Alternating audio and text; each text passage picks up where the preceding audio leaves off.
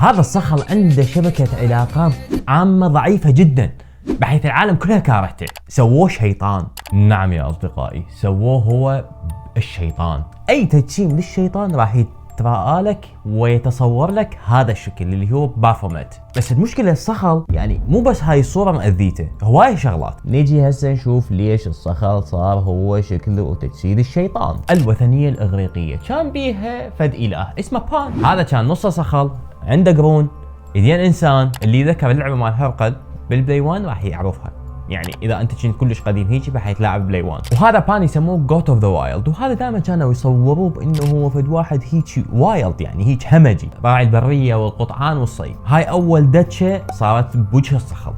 بالمسيحيه ماثيو الايه قيد بالله 25:31-46 يقول لك هنا اكو فد قصه كانت بيها عندما فصل الصالحين عن الطالحين كفصل الاغنام عن الماعز. الاغنام كانت زينه والماعز كان سيء.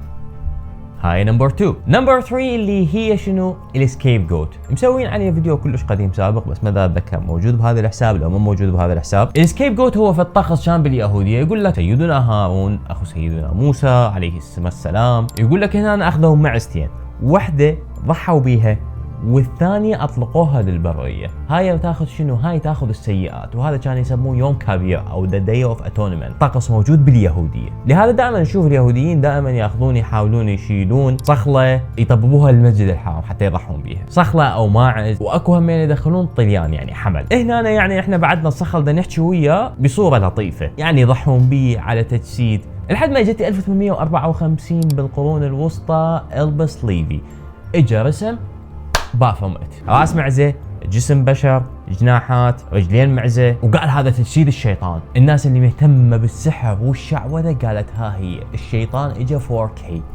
الزقوا بيه. ولسان حال الصخل كان تجيك التهايم وانت نايم. ويقال ايضا انه الصخل استخدامه بهاي المواضع ليش؟ لانه هو حيوان عنيد، يعني مو طيع وينقاد بسهوله، قافل راسه يابس، بس بعدني مصر انه هو حيوان كيوت وشبكه العلاقات مالته تعبانه. هسه عرفنا الصخل ليش عنده تصوير شيطاني. اللي ما عرفته واللي لحد الان ما اعرفه، العراقيين ليش ما يحبون لحم الصخل ونقول لحم صخل؟ زين شبيه هو نفس المبدا، يعني ترى هو الطلي والصخل نفس الشيء. العراقيين ليش ما يحبون لحم الصخل؟ ما اعرف.